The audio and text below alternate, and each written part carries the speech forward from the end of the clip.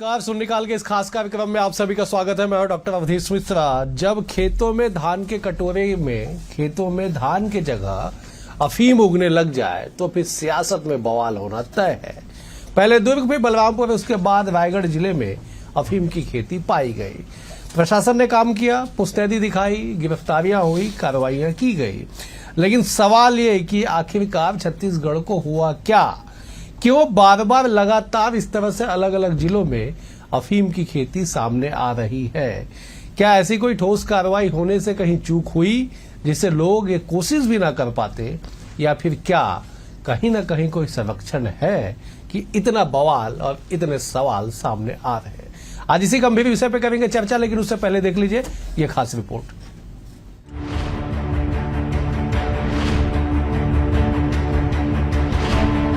छत्तीसगढ़ की शांत आबोहवा में इन दिनों अफीम की मादक महक घुल रही है। धान का कटोरा कहलाता छत्तीसगढ़ अब अफीम की टोकरी बनने की रेस में सबसे आगे निकल गया है। सबसे गंभीर बात यह कि सियासत और प्रशासन की नाक के नीचे चल रहे इस काले कारोबार का पता तब चल रहा है जब खेत अफीम के फूल से लद जा रहे हैं। दुर्ग के समोदा और बलरामपुर के बाद अब ताजा मामला रायगढ़ के तमनार से भी निकलकर सामने आया। तमनार में अफीम की फसल को छिपाने के लिए ककड़ी और अन्य सब्जियों की खेती की जा रही थी।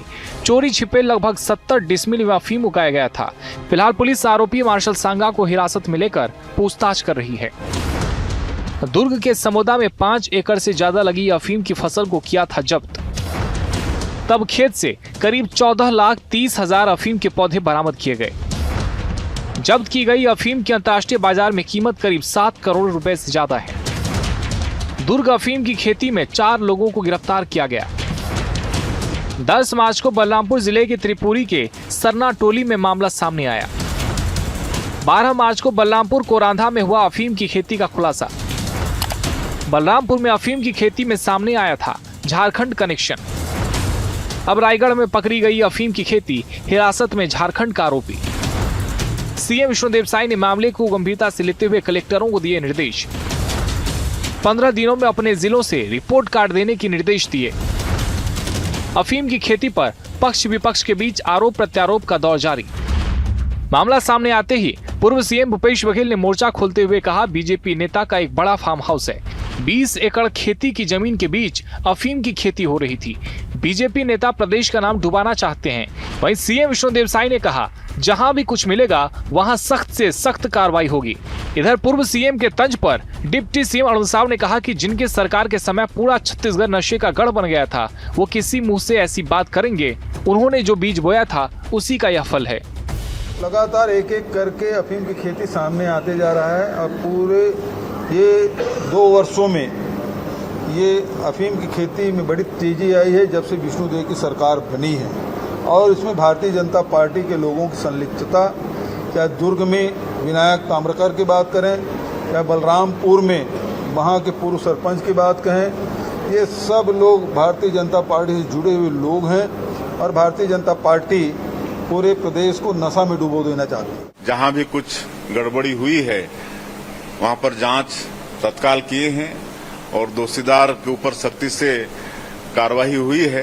तो इस तरह से आगे भी कोई भी यहाँ पर गड़बड़ी होगी, कोई भी अपराध होगा तो उस पर अपराध पंजीबद्ध होगा, जांच होगी, और जांच सही पाए जाने पर चाहे वो कितना भी बड़ा आदमी क्यों न हो, रसूखदार हो, उसके ऊपर सख्ती से कार्रवाई होगी। जहां तक कांग्रेस के आरोप का सवाल है, जिस कांग्रेस पार्टी के शासन में छत्तीसगढ़ नशे का गढ़ बना हो, वो इस प्रकार की बात कहें, और ये जो अफीम के पौधे निकल रहे हैं ये उन्हीं के लगाए हुए बीज के पौधे हैं जिस पर विष्णुदेव साय जी की सरकार कार्यवाही कर रही है। नशे के किसी अवैध कारोबार को विष्णुदेव साय की सरकार में कोई छूट नहीं होगी और उस पर कठोर कार्रवाई होगी, मजबूत कार्रवाई होगी। कुल मिलाकर छत्तीसगढ़ में एक के बाद एक अफीम की खेती का खुलासा सुरक्षा और खुफिया तंत्र की बड़ी नाकामी का संकेत है। जिस प्रदेश की पहचान धान का कटोरा रही है, वहां सब्जियों की आड़ में अफीम की लहलहाती फसलें एक गहरे सिंडिकेट और बड़े कनेक्शन का संदेश दे चुकी है। साथ ही इस मुद्दे ने प्रदेश में भीषण सियासी घमासान छेड़ दिया है। जहां विपक्ष इसे सत्तापक्ष का संरक्षण बता रहा है, तो सरकार इसे पिछली व्यवस्थाओं की विरासत करार दे रही है। अब प्रशासनिक सख्ती ही तय करेगा कि छत्तीसगढ़ इस नशे के जाल से मुक्त हो पाता है या फिर नहीं। BSTV के लिए शिवम दुबे की रिपोर्ट। रिपोर्ट को देख के आप समझ गए होंगे कि एक तरफ जहां खेतों में अफीम की खेती पकड़ी जा रही है, वहीं सियासत में भी वार पलटवार लगातार होता जा रहा है। इसी विषय पे करेंगे चर्चा। पहले सबसे पहले मेहमानों का परिचय आपसे करा देता हूँ। 3 बेहद ही खास वरिष्ठ मेहमान जुड़े। मेहमानों का नाम आपको बता देता हूँ। कांग्रेस की ओर से अमित श्रीवास्तव जी हैं, वरिष्ठ नेता है, सुप्रीम कोर्ट के अधिवक्ता। अमित जी, बहुत स्वागत है आपका। बीजेपी की ओर से KS चौहान साहब है, वरिष्ठ नेता है, प्रवक्ता। चौहान जी, आपका भी स्वागत है। बतौर राजनीतिक विश्लेषक, सूबे के वरिष्ठ पत्रकार, सियासत के हर पहलू को करीब से जानने वाले हैं हमारे साथ अनिरुद्ध दुबे जी भी। अनिरुद्ध जी, आपका भी बहुत बहुत स्वागत है। अनिरुद्ध जी, मैं आपसे ही चर्चा की शुरुआत करता हूँ। धान का कटोरा छत्तीसगढ़, एक के बाद एक चौथा मामला, क्या कहेंगे इसे, कैसे देखते हैं आप? देखिए अवधेश जी, नशे के मामले में जो छत्तीसगढ़ की जो बदनामी होते आ रही है वो आज से नहीं, बहुत पहले से होते आ रही है। ठीक है कि आज मसला अफीम का है, लेकिन गांजा और अन्य सूखे नशे की तो बात लगातार होते ही आ रही है। और दूसरी बात यह है कि देखिए, आपके जो है इस कार्यक्रम का नाम है शून्यकाल, और संयोग कहिए कि आज भूपेश बघेल जी ने विधानसभा में शून्यकाल में इस मामले को उठाया। आप भी वहां मौजूद थे, मैं भी वहां पर मौजूद था। और अवधेश जी देखिए, ये भी गौर करने लायक बात है कि यहाँ पे जो है दुर्ग के जो समुदाय का जो मामला है, तो वहां पे जो है राजस्थान के लोग निकले, और इधर बलरामपुर, फिर उसके बाद ये रायगढ़ जिले में जो है तमनार, वहां पे भी जो है वहां पे झारखंड के लोग निकले। मतलब किस तरीके से जो है दूसरे राज्यों के लोगों की यहाँ पर दखल है। मतलब कुल मिला के यहाँ पे जो अगर कहीं क्राइम हो रहा है तो उसमें मैक्सिमम इन्वॉल्वमेंट बाहर के लोगों का है। और दूसरी बात ये देखिए कि इतनी आसानी से सब चीजें हो रही है, तो शासन और प्रशासन की आंख बंद कैसे, इसमें कहीं कोई दो मत नहीं। अवधेश जी की करप्शन जो है बहुत समय से, ना मैं अभी की बात नहीं कर रहा, बहुत समय से छत्तीसगढ़ में बेहिसाब बढ़ा हुआ है। अगर कहीं इस पे रोक नहीं लगी तो ये करप्शन जो है पता नहीं छत्तीसगढ़ को कहां पर ले जाकर पटकेगा। और अंतिम बात जो अरुण साव जी ने कही, उप मुख्यमंत्री जी ने कही कि ये जो कोई बात आज की नहीं है, पहले की है, तो निश्चित रूप से जो बात सामने आ रही है इसमें कहीं कोई दो मत नहीं है कि यहाँ पे कोई सरकार बदली तो यहाँ पे जो है पता लगा अफीम की खेती शुरू हो गई। ये लंबे समय से चला रहा खेल है। चौहान साहब, बहुत साधारण सा सवाल है साहब कि धान के कटोरे की कैसी कहानी है, भूख की जगह नशे की रवानी है, जिम्मेदार कौन, जवाब कौन देगा, बताइए। जिम्मेदार हम हैं, जवाब भी हम ही देंगे, क्योंकि सत्ता हमारी है, बिल्कुल हमारी है, जवाब भी हम ही देंगे, क्यों नहीं देंगे। दूसरी बात यह है अवधेश जी कि अब अगर हम सभी चीजें पकड़ते हैं और हम जीरो टॉलरेंस की नीति अपनाते हैं कि हम जीरो टॉलरेंस की नीति अपना रहे हैं इसमें, तो हम सब बहुत कड़काई से इसका पालन करेंगे और नशा मुक्त करेंगे, जैसे कि हमने नक्सल मुक्त किया है। हमारा दूसरा टारगेट यही है कि हम नशा मुक्त करेंगे। दूसरी बात, क्या ये अभी से हो रहा है? जी, ये बहुत पहले से हो रहा है। जैसे कि समुदाय में ये जो पकड़ाए गए थे उसमें तथ्य जो पाया गया था वो भी बता रहे थे कि हम मतलब 4 साल से कर रहे हैं। और उसके बाद 2019 फरवरी में भी अफीम की खेती पकड़ाई गई थी जब भूपेश बघेल की सरकार थी, और जिसके भी संबंध जो है तार जुड़े हुए थे झारखंड से, उससे भी संबंध। और उसके बाद तो कुछ दिखाई क्यों नहीं दिया, उनकी कोई कार्रवाई दिखाई नहीं दी। क्यों नहीं दिखाई दी? क्योंकि आधी अफीम में खुद खा लेते होंगे, आधी लोग खिला देते होंगे। हम तो इस नीति पे चलते हैं, ना खाएंगे ना खाने देंगे।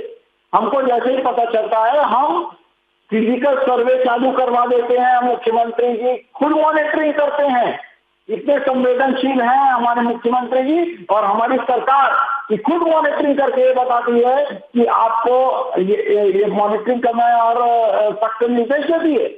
और उसके बाद परिणाम क्या आता है कि एक के बाद एक सामने आ रहे हैं, और उसके बाद फिर आगे चल के और पता चलेगा कि ये तार कहाँ से जुड़े हुए हैं और कैसे जुड़े हुए हैं, इसका सिंडिकेट कहाँ से था और कितने सालों से ये लोग कर रहे थे। हम विष्णुदेव साय की सरकार में भारतीय जनता पार्टी सुशासन लाना चाहती है और सुशासन लाने के लिए ही ये धर पकड़ चालू है। और उसके बाद सिर्फ हम पकड़ते नहीं हैं, हम प्रॉपर्टी भी सीज करते हैं और कई लोगों की प्रॉपर्टी भी सीज करिए ताकि उनकी रूह कांपे ऐसे कृत्य करने के लिए।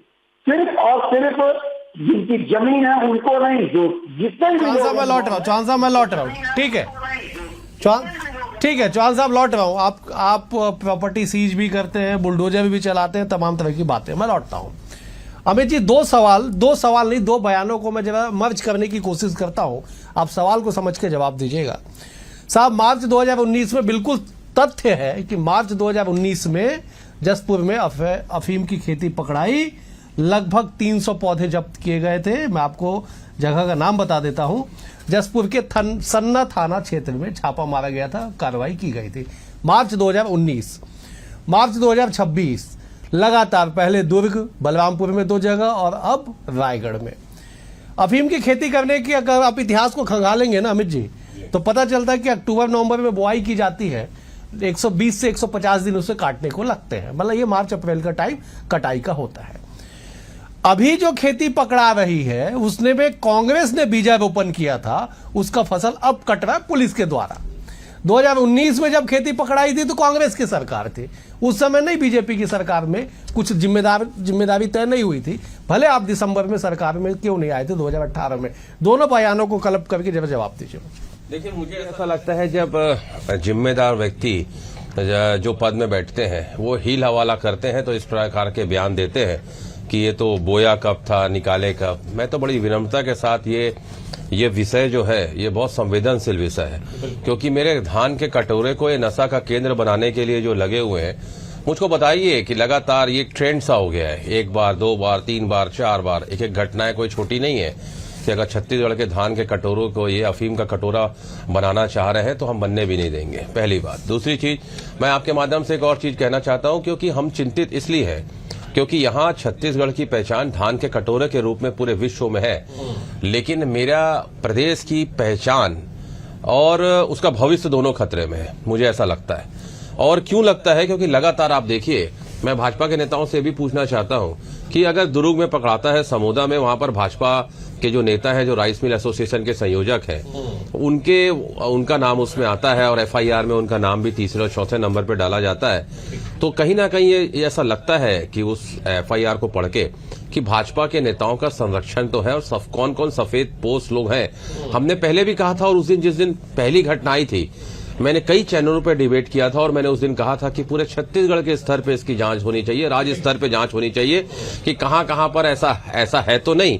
और देखिए, ये वही हो रहा है, मतलब ये ट्रेंड सा हो गया है। और मैं जो ये सुशासन और विकास की बात करते हैं, तो ये कौन सा विकास है साहब? ये विकास इनके लिए है, हो सकता है, लेकिन ये मेरे प्रदेश के युवाओं का भविष्य का विनाश की ओर ले जाने का प्रयास कर रहे हैं। दूसरा मैं एक और चीज कहना चाहता हूं, इनको ये भी बताना पड़ेगा कि ये कौन सा ऐसा इनकी आर्थिक नीति है कि लगातार ये पकड़ते जा रहे हैं। जिस प्रकार से 4 केसेस आ गए, तो भाजपा को ये भी बताना चाहिए कि कहीं ये जो कहते हैं कि 2047 का ये वो वाला विजन तो नहीं है, कहीं की नई आर्थिक नीति तो नहीं है।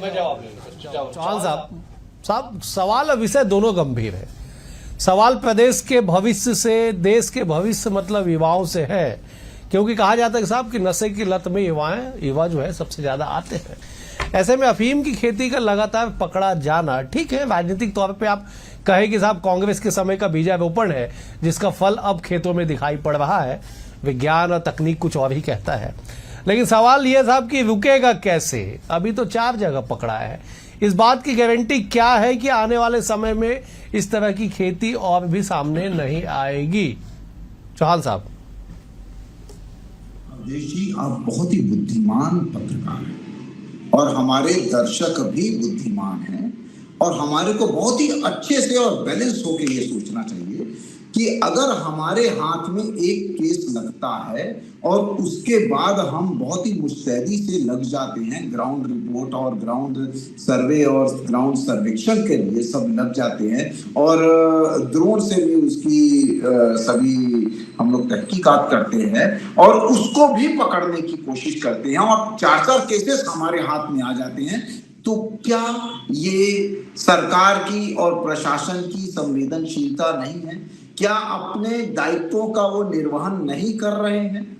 मैं ये मानता हूं, ये इस बात को आप इधर रखिए कि ये खेती कब से चल रही है, इस बात को आप इधर रखिए, लेकिन आप खुद सोचिए कि 2019 फरवरी को एक खेती मिलती है, माफ कीजिएगा, ये 3400 पौधे थे और इसकी पेपर कटिंग भी मैं लाया हूं, ये देखिए, ये 3400 पौधे थे, 3400, और वो 2019 में जशपुर में पकड़ाए गए थे।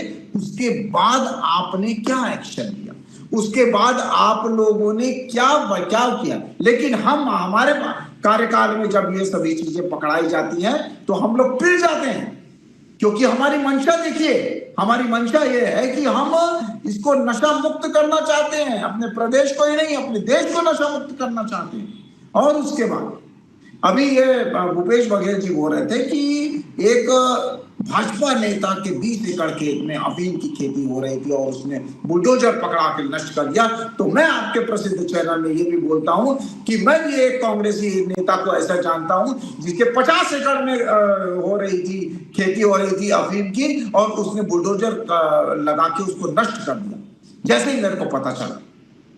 इस बात का कोई सेंस है? आप पूर्व मुख्यमंत्री हो, पूर्व मुख्यमंत्री, आपको सेंस होना चाहिए कि क्या बात कर रहे हो आप। या तो नामजद बताइए, आप FIR करवाइए। आप क्यों नहीं गए उस दिन तो चले गए थे समोदा में, आप क्यों नहीं गए 20 एकड़ की जहां पर खेती हो रही थी? वहां पर अंश तो पाए जाते। बुलडोजर अगर लगा के चला दिया है तो आपको ये भी मालूम होगा कि वहां पर फूल कहां गए हैं, और बुलडोजर अगर चलाया तो वहां पर उसके सुराग होंगे कि नहीं होंगे, आपको ये भी ठीक है जॉन साहब, मैं लौटता हूं आपके पास। ठीक है, आप गंभीर बात कह रहे हैं कि साहब पकड़ा तो रहा है ना, कार्रवाइयां तो की जा रही है ना। अनिरुद्ध जी, क्या मामले का सामने आते जाना, कार्रवाई हो जाना पर्याप्त माना जाएगा इस बेहद गंभीर और संवेदनशील विषय पे? बिल्कुल भी नहीं। लेकिन आपके सवाल में मैं जवाब जो है बाद में होगा। पहली बात, अफीम का जो सौदागर है दुर्ग के जिले में समोदा में जो भी था, सवाल है कि अफीम का कारोबार कर रहा था वहां तक सही है, वो नदी का पानी ले रहा था सीधे सीधे, ये भी एक बड़ा अपराध है। उसने गेट में करंट लगा के रखा था जो किसी की भी जान ले सकता है, वो भी एक बहुत बड़ा अपराध था। उसके अलावा मक्के की खेती के नाम पे वो प्रोत्साहन राशि ले रहा था, ये भी एक बहुत बड़ा अपराध है। मतलब केवल अफीम बोल रहे हैं यही नहीं, अपराध पे अपराध, अपराध पे अपराध, अपराध पे अपराध। और दूसरे राज्यों के कनेक्शन के बारे में पहले बोल चुका हूं तो अब नहीं बोलूंगा अवधेश जी। लेकिन एक अब आपके सवाल पर आता हूं, ये मुख्य सवाल है, क्या नशे के कारोबारियों का जो है राजनीतिक पार्टियों से कोई संबंध आज का है? नहीं, हमेशा से होते आया है। लेकिन एक फर्क है, शराब के कारोबारियों का चाहे किसी की भी सरकार और किसी की भी पार्टी कनेक्शन रहे, मैं ज्यादा खोल के इसमें बोलना नहीं चाहूंगा, लेकिन शराब को चूंकि जो है मतलब मान्यता मिली हुई है, मतलब शासन की तरफ से परमिशन है, हालांकि वो भी जानलेवा साबित होती है तो एक अलग पहलू है।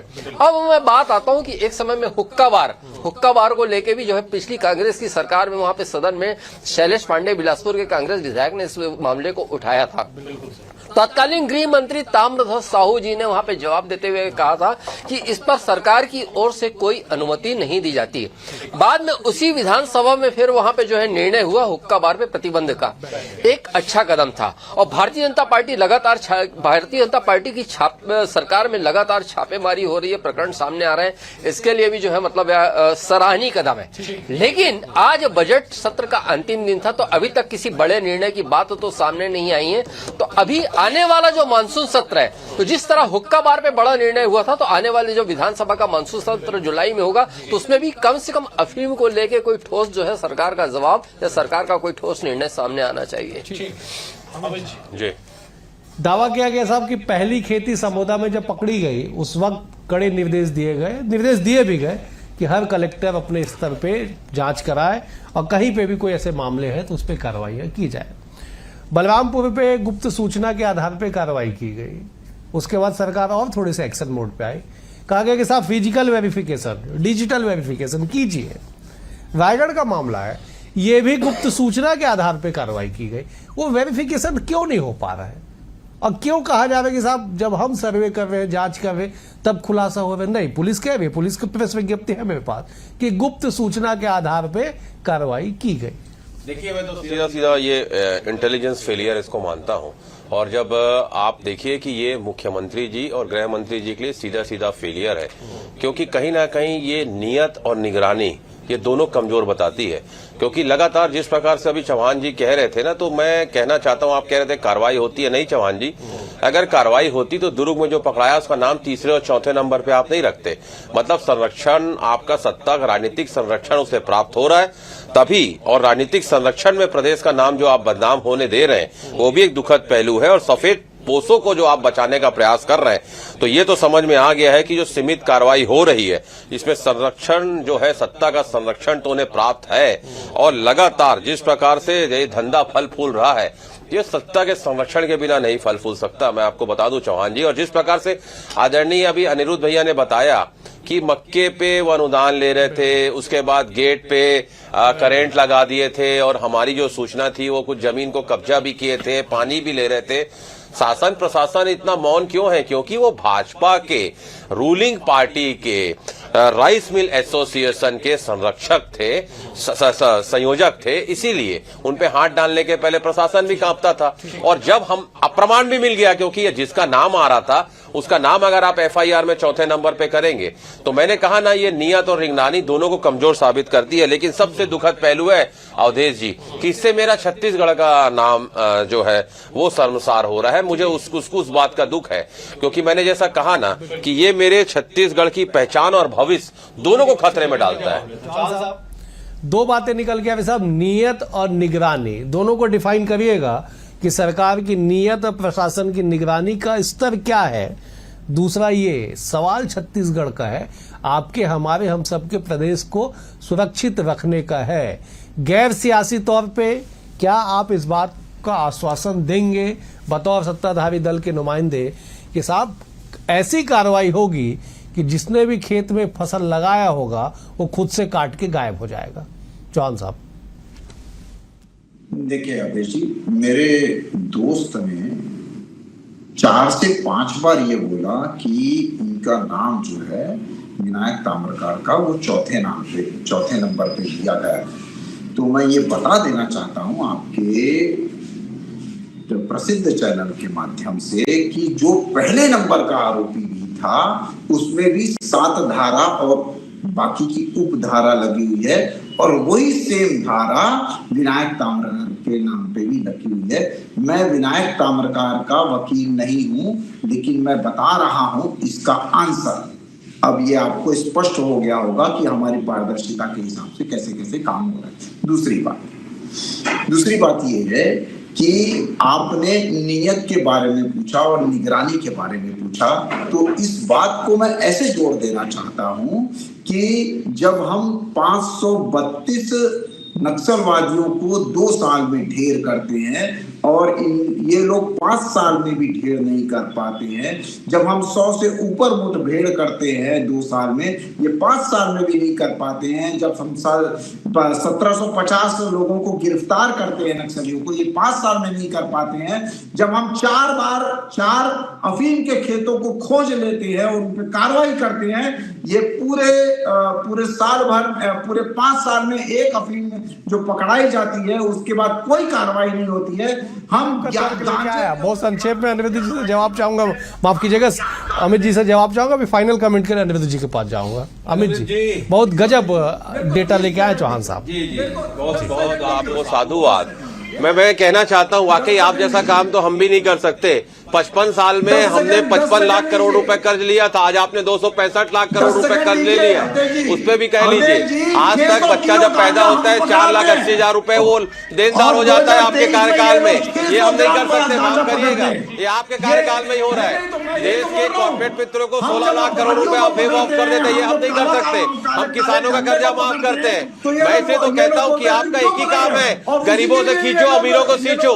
लेकिन मैं हाथ जोड़ के निवेदन करता हूँ चौहान साहब, मेरे छत्तीसगढ़ को बचा लीजिए, धान के कटोरे को अफीम का कटोरा मत होने दीजिए। आप बनाइए लखपति दीदी, मैं बिल्कुल स्वागत करता हूँ, लेकिन अपने भाजपा के नेताओं को करोड़पति भैया मत बनाइए, करोड़पति भैया मत बनाइए। ठीक है अमित जी, चौहान साहब, ठीक है, ठीक है, मैं अनिरुद्ध जी का रुख करूंगा। ठीक है चौहान साहब, मैं लौटा। अनिरुद्ध जी जरा बताइए साहब, छत्तीसगढ़ का भविष्य कैसे सुरक्षित होगा जब लगातार ऐसे मामले आएंगे? तो देखिए अवधेश जी, रात जब इतनी मतवाली तो सुबह का आलम क्या होगा, ये बहुत सोचने वाली बात है। और समोदा में जो पहला जो प्रकरण आया 5.62 एकड़ का, जबकि ग्रामीण बोलते हैं कि वहां और उसके आसपास मिला के 200 एकड़ क्षेत्र में ऐसा हो सकता है। तो कुल मिला के अभी बहुत तलाशने की जरूरत है, लेकिन जिस हिसाब से कार्रवाई लगातार की सरकार की तरफ से चल रही है, तो मुझे काफी उम्मीदें हैं कि कुछ बेहतर होगा और बेहतर नतीजे आएंगे। ठीक है अमित जी, केवल 5 सेकंड, बिल्कुल समय नहीं। हम तो इतनी देर से डिबेट कर रहे हैं और आपने एक अच्छा सब्जेक्ट रखा, लेकिन कहते हैं ना, कहां इस दौर में वफा की उम्मीद कर रहे हो, बड़े नादान हो साहब, जहर की शीशी भाजपा में दवा ढूंढ रहे हो।